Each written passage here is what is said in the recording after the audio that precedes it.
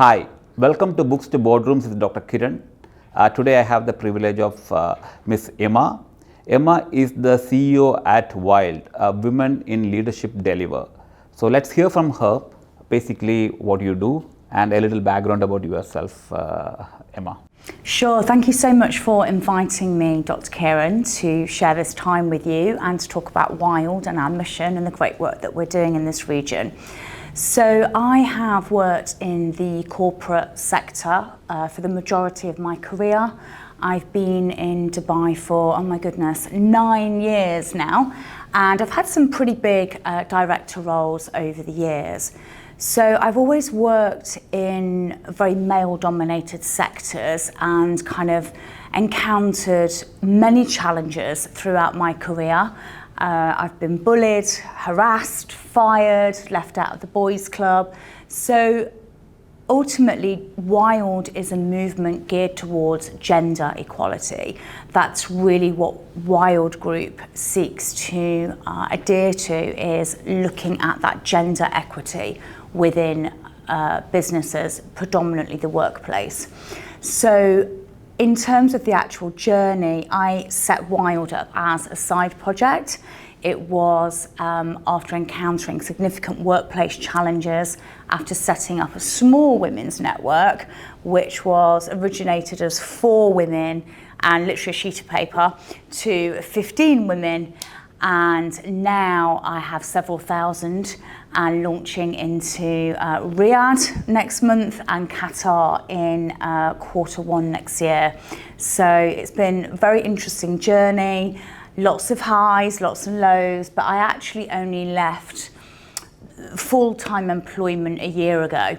So I had, as I said, Wild as a side project, and now is a fully fledged, very quickly growing business. So basically, what exactly the functions or the activities comes under Wild? So we do everything that supports gender equity. So in its original form, Wild is ultimately a platform for existing and future leaders to come together in an event scenario to share knowledge, expertise, to connect, to collaborate, and really conquer their fears. So we hold events that are for specifically women, and I also do more formal discussions, and recently a conference with Arabian Business, which was bringing men together to the conversation, men and women together to the conversation, to really look at what are the issues, what is best practice approach. The other thing that Wild does is we actually look at supporting women as the individual. So we've got very much the holistic side, where I believe that the corporation is responsible for the equity, for the diversity, for the inclusion, for empowering and nurturing its talent. But ultimately, it's about the women themselves taking that ownership for their own learning and development. So I myself coach women on a one-to-one level and also in a group scenario. So we have some exciting coaching programs coming up. And actually at the end of this year, I'm just about to launch Wild Women Collective, which is a hub, a community, so more of a membership type program to kind of keep everyone together and to keep them engaged. So we do a variety of different things. We also pick up a bit of consultancy, specifically around gender equality, but obviously that's one part of DEI, diversity and inclusion. So yeah, gender equality is our area of expertise. I think that's really great, a great initiative, and I wish all the very best for Thank that. you so much, yeah. That's something which is needed not only in this part, I think everywhere in the world. Absolutely. People talk about that. So just taking a little deep into the topic itself, when you talk about gender equality, so what exactly is gender equality? So what we've seen is historically a patriarchy, and particularly a white male patriarchy that I think we've all been, I guess, subjected to in some guise. You know, we know from statistics that globally there's been a very small representation of women specifically at board level, and only 8% of women as CEOs when it comes to the FTSE companies, which is a really, really, really tiny number. And actually the UAE are kind of at the forefront of gender equality, that makes me super proud. And obviously having founded my business here and pioneering something which is in line with the country's mission. And obviously we've got Saudi Vision 2030, where a key pillar is gender equality as well. So there are lots and lots of different stats out there. 8% of women only CEOs, 16% of women at leadership level, which is a tiny, tiny, tiny proportion. I think the UAE have launched a really exciting gender balance council, and have said that throughout the Middle East there are 59% of women in the female workforce, which is actually fantastic. But my role is very much focusing on getting women to rise as leaders, having a seat at the table and staying there. So yeah, that's really the sort of logic behind it. And it's not that we are against men or we feel that women are better in any form. It's about allyship, and it's about working together collaboratively to be able to get, increased productivity, for example, higher innovation. We get more diverse thinking when we start to have more of a balance, and that can also be not only gender specific, but also for race, ethnicity, culture and religion. We see, beautiful mixes and tapestries of ideas that potentially wouldn't have come from just having all white men sat at the boardroom table. So there's lots of research that backs up why we have gender-based, initiatives. So when you talk about this inclusiveness and gender equality, so of course it's purely not just because somebody is a female, you need to be in that position. It comes with a lot of other added qualities which an organization look at. So what are the key things which you see that because it's a stereotyping that a woman cannot be in a senior position, or they will not be able to do because they have a lot of other responsibilities, and whatever stigma which is revolving in the area or whatever, wherever you are, even women feel less confident that can I be in that position. So what you see are major mind blocks in the female itself, that can I be a great leader, can I manage my team, whether it is full of men or mixed, doesn't matter. So can you throw some light on what are the challenges you see in most of the women who come to you are facing that is stopping them from even applying for a higher position?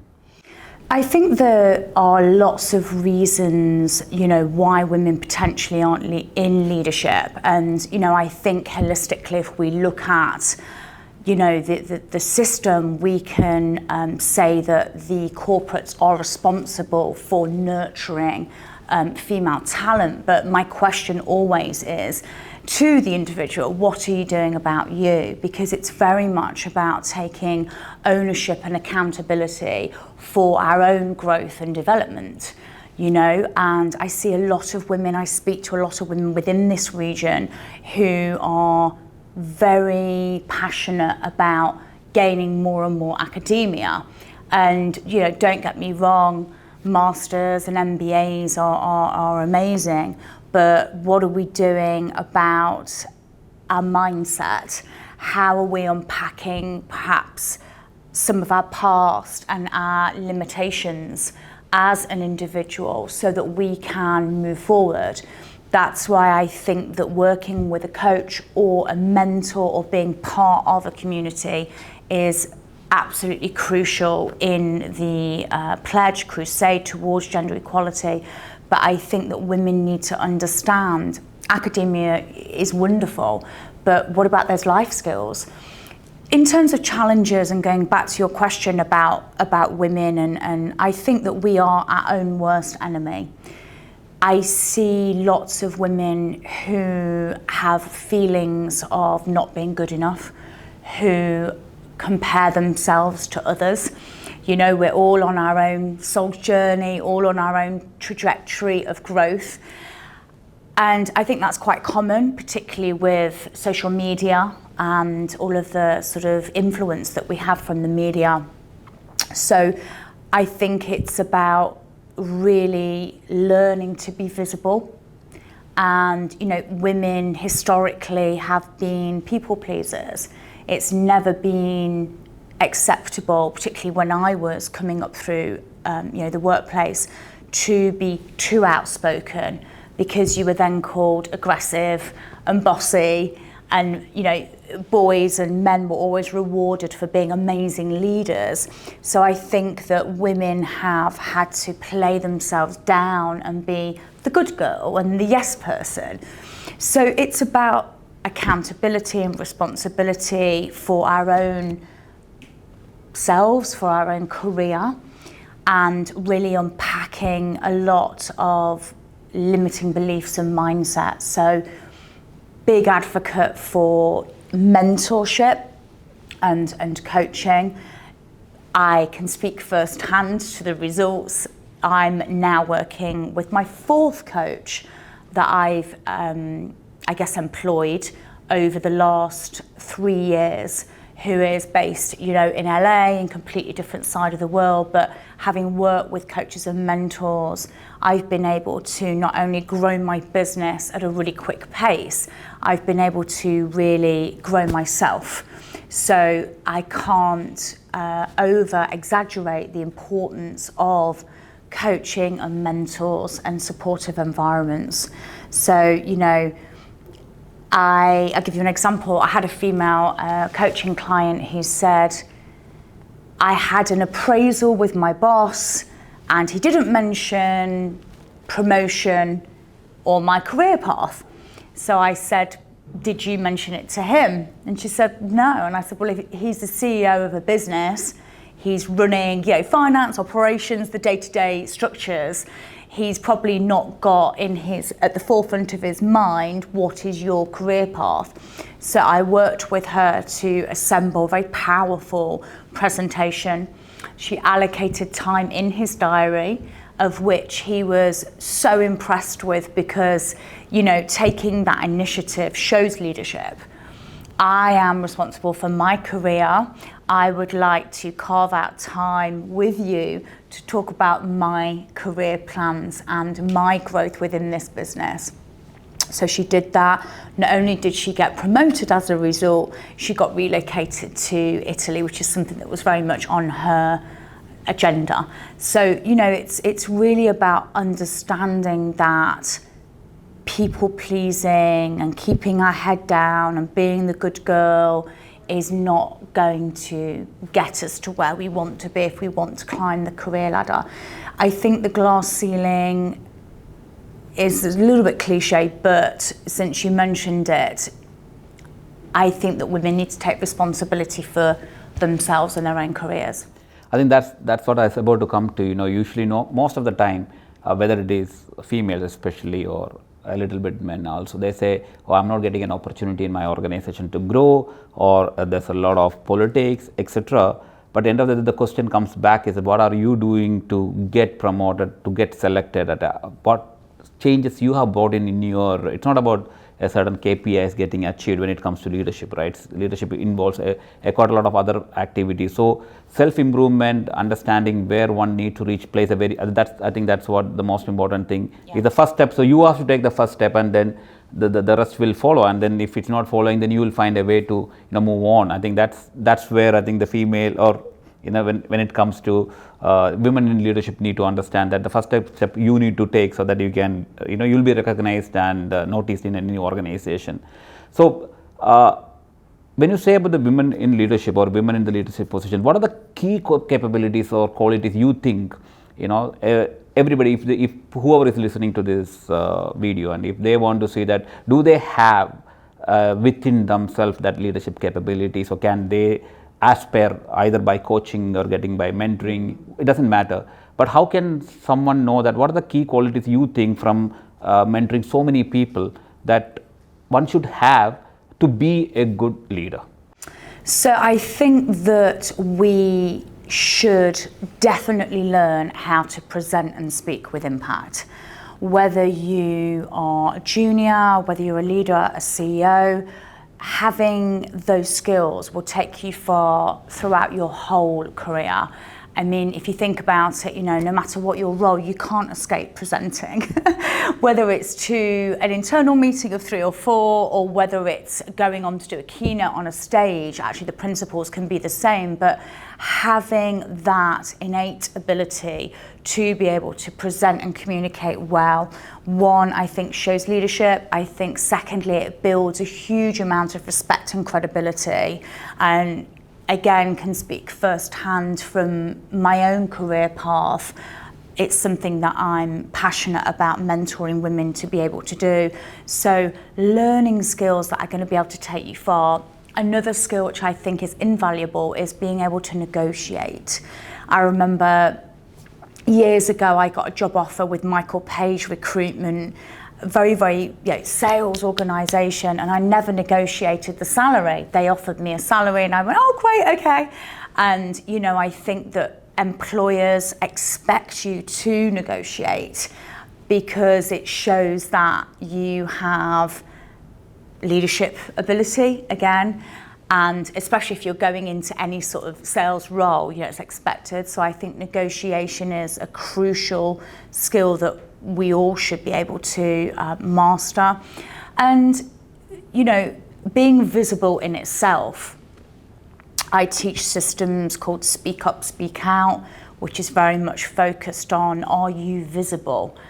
I think that learning to hone in on something very niche, which sets you apart, which you are known for. When I do a workshop, I get the ladies to really think, what are you known for? And are you showing up as that leader authority expert? So as you know, I'm a big LinkedIn person. I think that I am known for being someone that leads a women's network and a gender equality advocate. But every single piece of consistent content that I write, that I produce, will all fall under women in leadership and gender equality. So I think, the third skill is becoming an SME, a subject matter expert, within something in particular. Gender equality is a huge, broad topic, but I think that those 3 things combined can really be fundamental for a woman going into a leadership. I mean, there's tons of stuff we can do.